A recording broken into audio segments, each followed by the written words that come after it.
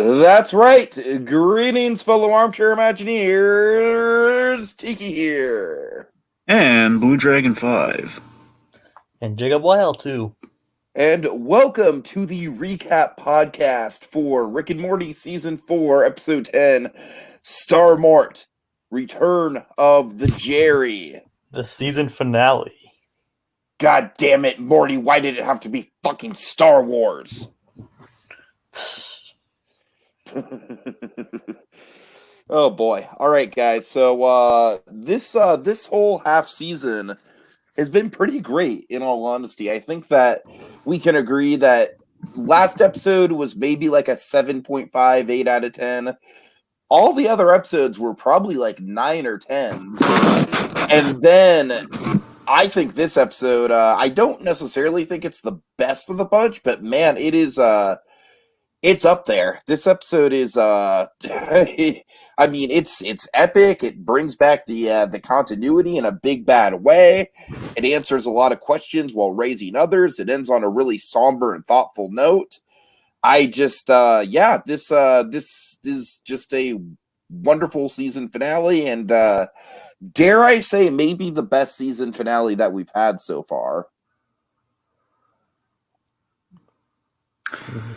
All right, well, for me, first off, little observation. It's actually Rickturn of the Jerri. Just want to get that in there somewhere.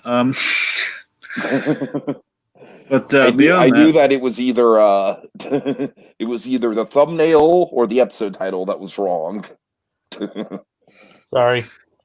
All right, okay, that's fine. Close enough. Anyway, so episode itself, yeah, again, I kind of called it last episode, where again we're kind of repeating a little bit of the back half of season 3. Where back half of season 3 really really picked up. It really had kind of a string of really kind of a good pairing of episodes, followed by 9, which was and then you get 10, which was quite fun. Again, is it reinventing the wheel? Well, maybe not, but it was a whole lot of fun. It was pretty well done, and it was a pretty satisfying finale. So I'm kind of that's where I'm at on it. It was kind of like a fun, a lot of great action. Had some stakes in the family, and oddly enough, ends kind of the same way when you think about it. Kind of like season 3. That's the thing. I don't even care. I know. I'm not saying it's a bad thing. I'm just saying it does kind of end where, again, we start where we started this season, ended season 3 off yet again. But it's not bad though. It's like last season they made it was basically like making a joke out of like, oh boy, Rick is being put in his place. He's at the bottom of the food chain. It's like we tell the same joke, but it's not a joke. It's not a joke, and it's very somber and it's wonderful. It's wonderful. Yeah. All right, Jacob. I agree. I mean, it's not my favorite episode of this season, but episode of the season, I still think it is. I agree. I agree. It also is better than the last week's episode, and again, it's continuing. It's a trend that began with like the first few episodes, where like the episode before can be okay, but the ending was an absolute knockout. Yep. Oh boy. Because we all love the invisible garbage truck. Am I right? Best Jerri scene ever. we had a good run. Yeah, it was fun while it lasted. God. I mean, it's a realistic issue. I mean, where else would you put the gas? How'd you be able to find the gas cap on an invisible truck? All right. We got Claude Coringa in the comments here.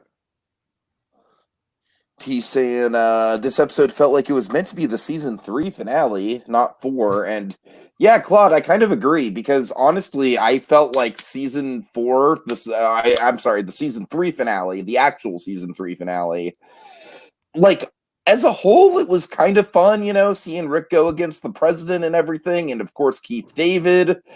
But yeah, season 3 as a season finale, just purely looking at it from the finale point of view, definitely the weakest finale that we have had so far.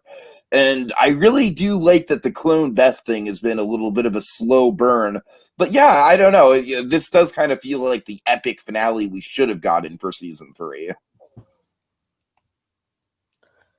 Yeah, I mean, like They're kind of funny that there's pretty much like no continuity at all from previous seasons here, barely. And now suddenly, boom, bunch of continuity all at once. And to be fair, they did tease it up a little in that breaking the fifth wall portion of the story train episode. Oh yeah. Of what was it?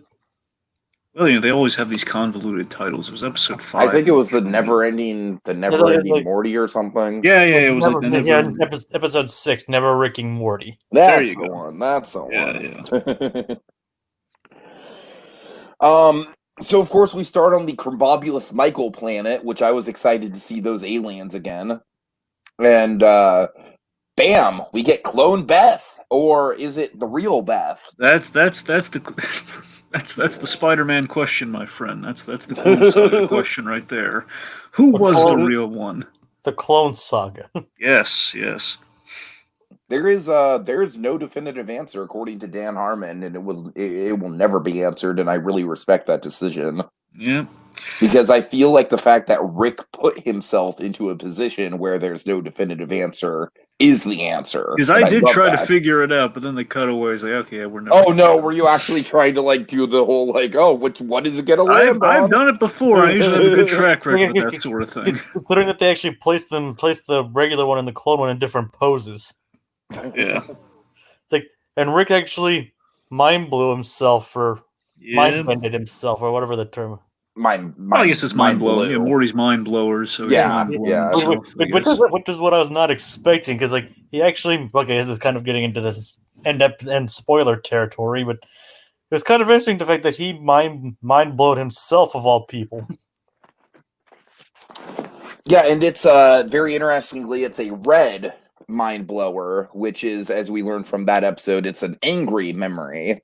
And he's very much angry at himself. He's very much in the self-loathing phase right now. So it's kind of going on with his escapist personality. It's again kind of Rick just running away from his problems.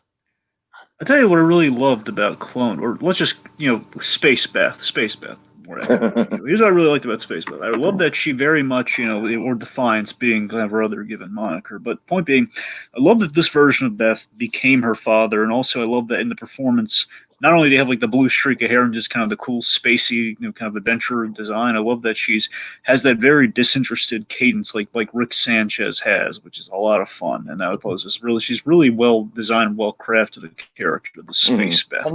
And that point that even points out, and you became your father in his late 30s. Yeah. I love the meta gag of the guy kind of pointing out that Beth Smith is a really unmemorable name.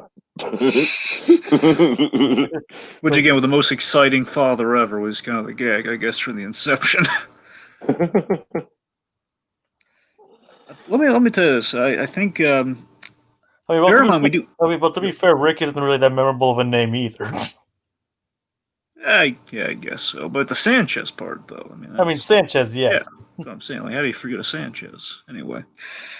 So here's the thing. So I know that we add some interesting layers to it and with the whole mind blower of it all. But before that point, even debatably still within that is the fact that I love this idea that we see Rick just as, again, he doesn't care about clones, period, because again, he's cloned himself God knows how many times, given how many times he's died, and he's put himself into a new body. I really don't think that matters that much to him. He just doesn't want two Beths in the same place, hence the little inhibitor thing, which is a question of, does it just disintegrate the clone, put the memories into the one body, or does, I think later on it's pretty straightforward, it does blow up, it's a proximity bomb.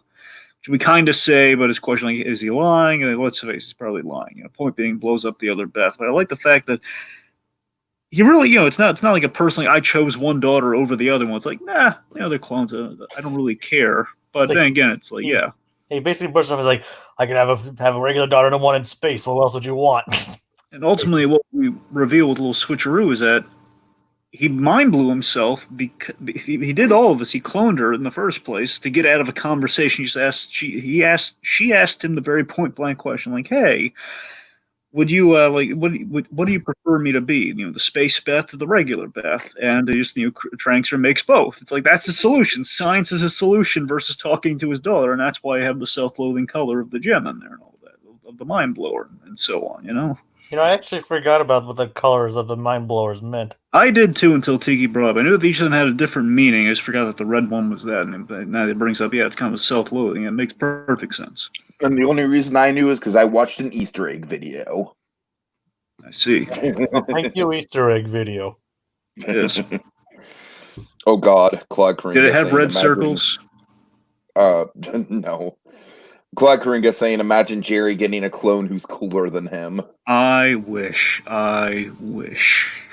You would approve of that storyline, Dragon? Even though it's something that involves Jerri at all? If it made him, if it fixed him, yes. If it fixed him.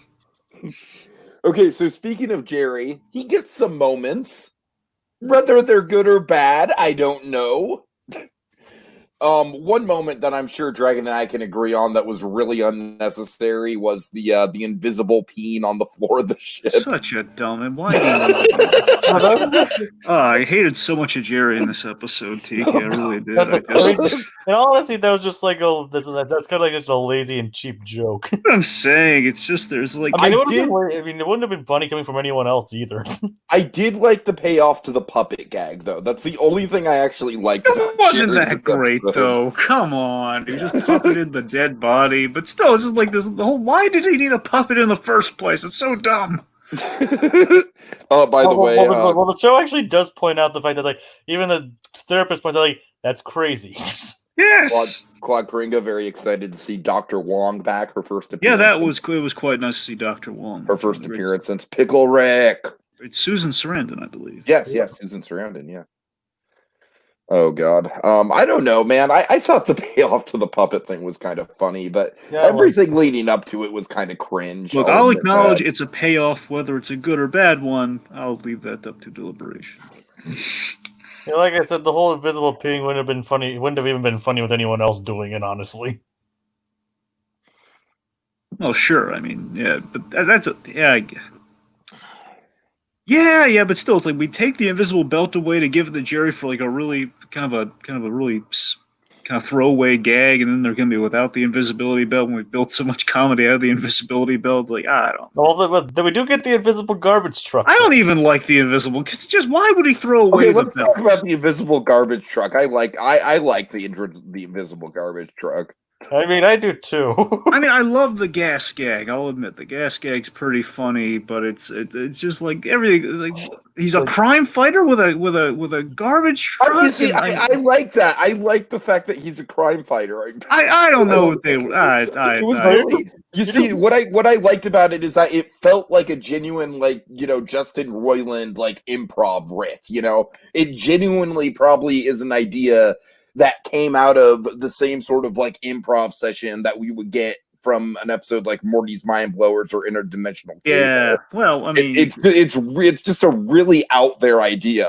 I mean, honestly, it's just fundamental. I can't wrap my mind around why would he throw it away? Why would he be that stupid? I mean, I'll admit the garbage truck. I mean, the idea itself. I mean, that sours me on the gag as a whole. Maybe I'll give you that, but I'm just saying, why would he just throw it away? If you know it's going to turn invisible, why would he?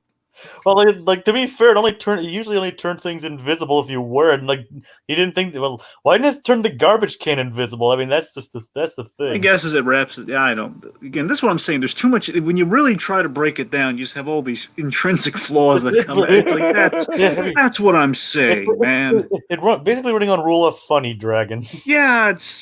Yeah, just not a funny. Let's say it's just kind of it's beef. I don't know. I thought the visual of him like rolling down the window and just only you only seeing the top half of him just floating in midair. That was kind of funny. I thought that was like one of the funniest parts. Like it's time to take out the trash. Good. All right. So we have to talk about Tammy. Yes, the grand return of Tammy via the kind of the for new a little Federation. While anyway, for a little while. And well, I mean, we've teased. Now, I want to make it clear, folks. Again, we had a tease in the fifth wall part of the Rickturn episode. Mm-hmm. That of the Never Ending Morty episode, that we were going to see a little bit of that Birdperson Tammy Federation story come back. Now, if you look at the two, though, again, it could have been like one of those kind of like almost again, if we're going a little Star Wars with this episode, could have been like kind of a little Force vision where it wasn't all necessarily beat for beat like what's going to happen, because it could say, hey, you're going to come across these two again, because in that flashback we had Summer and Tammy going at it with lightsabers and Birdperson there, and we didn't quite. Phoenix person. We didn't quite get that here, so maybe she could come back as like a different universe version of herself. I don't know. Well, I mean, there are infinite universes out there, so there probably exists somewhere. That's what I'm saying. So, point being, it could have just been like, well, there's like, way of speaking, they're going to come back, maybe not doing this, but they're going to come back in the near future, which they did. Or again, infinite futures. Anyone can come back. We killed off Birdperson. We brought him back as Phoenix Person. Anything's possible. You never know. Right. So Phoenix Person, I mean, wow. Was that the best fight scene of the show? I think it was the best fight scene of the series. Strangely enough, it was even better than his fight against Zeus. That's what I'm saying. I mean, well, to be fair, his fight against Zeus was pretty much just like a parking lot fight. So it was... I mean, Rick just got Rick just got like pummeled. Well, this one was a lot worse, though. What happened to him? I was genuinely to the point where, I was like, "Oh my god, are they going to kill off this dimension of Rick?" And then have another Rick swoop in and take his place. That's genuinely what I thought was going to happen because he was getting into a really, really bad shape. I love the damage contingencies built into his body. Yeah. If any vital organs or any damage he suffers, it's going to repair itself, cybernetically, and then of course something. But still, there's only so much damage. His stomach's encased in a little metal thing, but coming at him, it's horrifying. Yeah, and then when his wild intestines are hanging out of him, he still takes a swig of booze. Yeah, it spills out the other end. It's like, oh god. God, it's all quite. And somehow it's still less disturbing than the Frozen segment of that one episode. Yeah. God. I tell you though, I love how I love the kind of the personal stakes of that fight too. Where again, if Birdperson was the closest thing Rick Sanchez had to a friend, and we have this great line where you think I wouldn't have a plan to fight Birdperson or take on Phoenix Person, that makes you a bad friend. That means you were always a bad friend. That cuts deep for Rick, I'd imagine. Also, I love even beyond that. I like a lot of the portal trick when Rick takes out all the army members when they say, "Oh, he's a non-entity when he's alone, so don't worry about him." And of course, he almost endgame style. He has a bunch of little portals formed. He just shoots through them and he kills the whole army or the whole kind of protective fleet to get into the place, Star Wars style. That was a pretty cool shot, though. Yeah, it was. Of him opening all those mini portals. Yeah. Also, I love the Wendy's gag too. We point out hey, Wendy's gave us money or something like that. It's if you I know this is me being terrible at parenting, but if you stop arguing, we can go to McDonald's. And then they was well, okay, everybody's fine with Wendy's. I think they give us some money. Okay, they gave us money. Just me, or was that maybe a missed opportunity to make another Szechuan sauce joke? No, but they've been doing Wendy's ads recently in front of the episodes. That's the thing. It's kind of really cool. I mean, I hear you on that tip, but again, we had referenced McDonald's, so we got a little bit of both there. I don't know. Oh, fuck it. They don't have the Szechuan sauce. And again, you remember that short film I showed you? Again, they made the most of that Wendy. The Wendy Morty, and the we were so close to getting the Mulan remake, Morty. Then they would have had to bring back the Szechuan sauce. But now the Mulan remake has been pushed back, Morty. It's been pushed back. We might not ever get the Szechuan sauce. Yeah. All right, sorry. Did they also do a Pringles ad for the Super Bowl? Well, yeah, because I still have those stupid Pickle Rick Pringles that I still haven't eaten after taking a bite of the first few of them in the can. I think I'm just going to save the can as a novelty. Yep. It's like getting rid of Pringles ad. I'm telling you, the pickle flavor on those Pringles is intense, man. Brad Jones would hate them. Actually, I gotta see if Brad Jones has done a Brad tries on the Pickle Rick Pringles. Anyway, so again, Phoenix Person it's almost like the angel to archangel factor, where you take kind of the winged character and you make him really cool by making him dangerous and cybernetic, and we kind of did that here, and it was a really good thing. I love the end beat with Rick. I really like the meaning of the name Phoenix Person, back from the dead, basically. Yeah, it's really cool. And again, little bird inspired as well, so it's a great moniker, except in kind of monogramming. PP, it just doesn't work. All right. Anyway, it's pee now. Guys, everyone making fun of him, like it only makes the point, like, oh, you guys just always taking people down. This whole family. It's like, how can one family suck so much? I mean, he's not wrong. Speaking of the family element, so again, with the Invisible Belt story, we have Summer and Morty, getting some shenanigans done. Yeah, this was the weak link of the episode for me. I mean, I gotta admit though, I like how they called it out though. Says, hey, the whole self-aware, like, hey, we're doing an arc right now. We have an arc going on. That was funny. That was, and that psychic joke was yeah. The psychic joke was really funny. I mean, you gotta give them that. We're like, just floating around the fire. He's like, wait a minute, are you psychic? I mean, we didn't know you were psychic. Like, can you stop our heart? Like, we surrender, and they did surrender, and they gave him the ship. Man, it was awesome. That was good.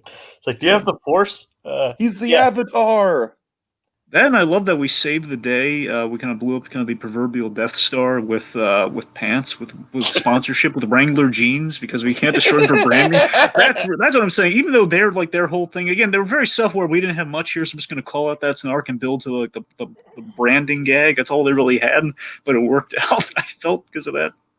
It's like, and it's really stupid. It's like you're talking about it. Dang, they got me. Yeah, they do. That's what I'm saying. It's like that, yeah. They knew they didn't have a lot, but they bolstered up in the end. Hooray for corporate sponsorships. I'll give them points for that. All right. Let's see. Trying to think of. We pretty much went through a lot of the highlights already. We should talk about the two Beths kind of interacting, shouldn't we? Oh yeah. Yeah, what do you think of that as, first of all, what do you think of that as like a big status quo change, potentially? Yeah, two Beths. I wonder, you got to imagine. I really hope they don't write it out.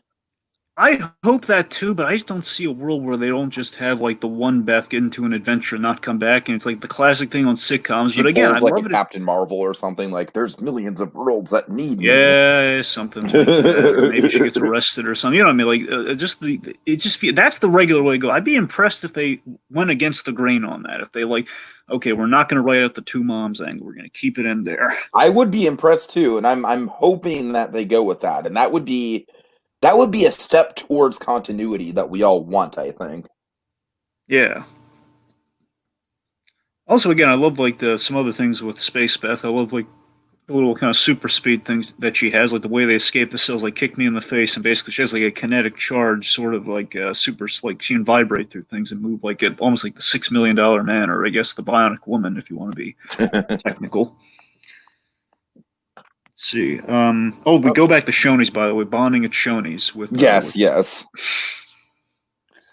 And it's like it begins to highlight how like Rick's kind of like manipulating both of them in a way.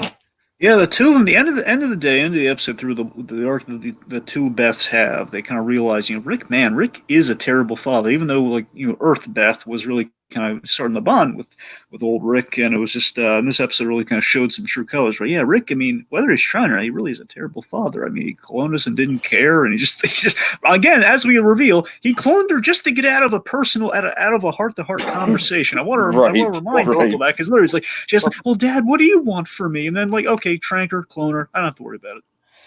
Yeah, it's like to get out of therapy, he turned himself into a pickle. That's what I'm saying. And also, speaking of. And to get out of the conversation, he cloned her and sent her or her clone to space. He took her hypothetical and made it literal. Only Rick Sanchez, folks. That's what I'm saying. But also, I like there are some really funny lines with Dr. Wong too. I love like the such disdain that Rick has for therapy and Dr. Wong, where it's just like, Tammy, this is the place where my family comes to better itself. He's rigged the office. Like, is that an excuse? No, it means I've rigged the place. And then Dr. Wong just being like, I'm better than this job. Boundaries, Dr. Wong. Boundaries. Yeah, I meant people in my family, not people in the world. Jesus, Dr. Wong. Yeah. It's like you feel bad for that she has to kind of put up with these people. Oh, God.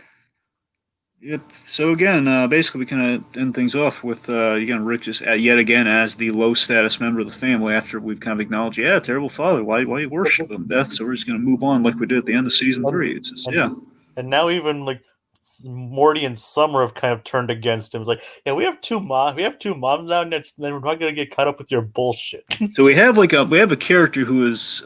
In one of them that is kind of Rick, but also cares, which is kind of an upgrade from the original Rick. So yeah, why do we need him?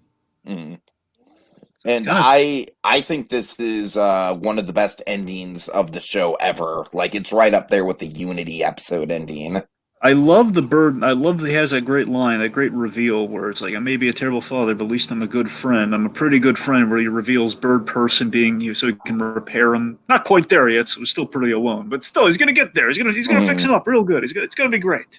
And I love the idea of him and Birdperson just being like kind of like these outcasts in the next season. That would be another thing that I really hope they stick to in the continuity. And it's quite poignant that even though he has his friend, he still is alone as ever at the moment, because his friend's still gonna be like a shell of his former self and everything, and like he's kind of the reason he's in pieces right now. But for repair, the point being, we at this moment we left him at the perfect place. Mm-hmm. Yeah, like, and the only reason Rick's still alive in that situation is because of sheer dumb luck. Pretty much. And by dumb luck, I mean Jerri luck. Yeah, emphasis on the dumb. I got it. Yeah.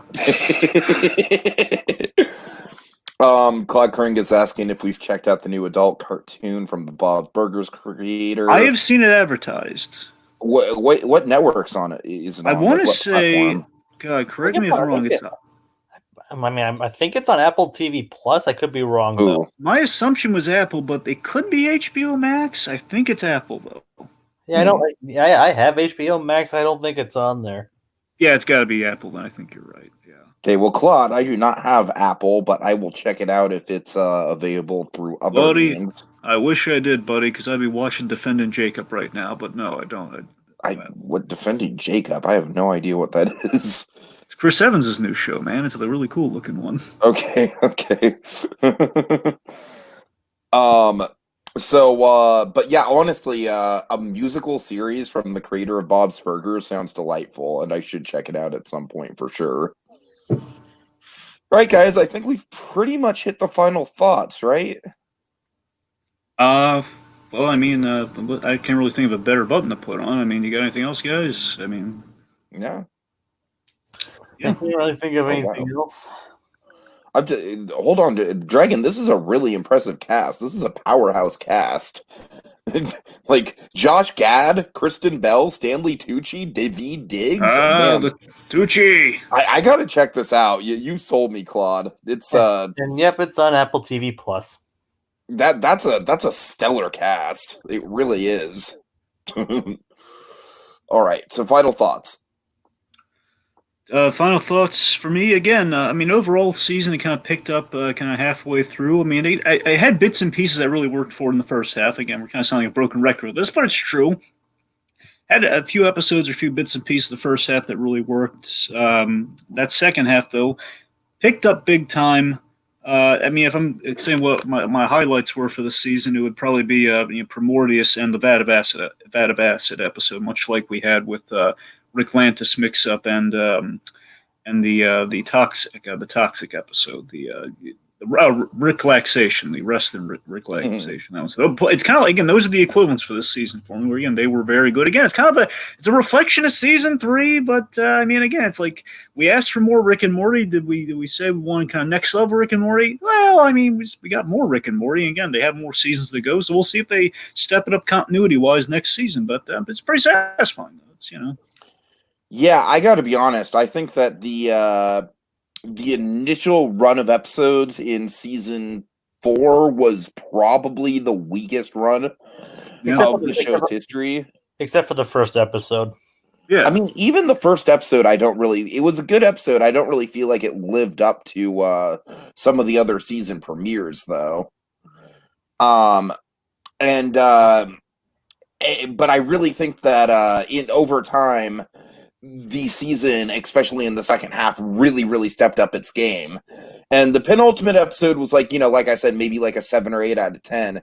But every other episode, the Story Train episode, the I'm sorry, Dragon. What was the one that you really like? I forget the name of it. There's Primordius and there's Primordius and the Vat of Acid episode. Yeah, and the Vat of Acid. Yeah, like all three of those, like Primordius, Vat of Acid, Story Train, and this one, just all really top tier Rick and Morty episodes. Can't say enough good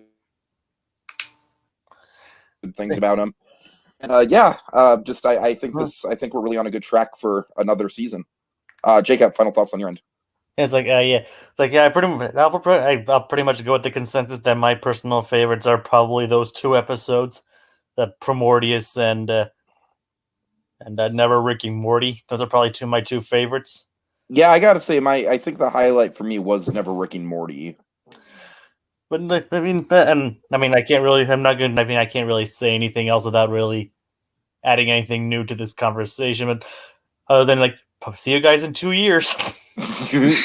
Oh, by the way, we didn't get a Mr. Poopy Butthole tag at the end. I was kind of disappointed about that. We did get him in the season at some point. So some point, we got a little cameo, but that was about it. Well, I mean, no, he was in the crew episode. The crew could now. Oh, that's right. He was in the crew episode. Yeah. You son of my hold on, we got him in there.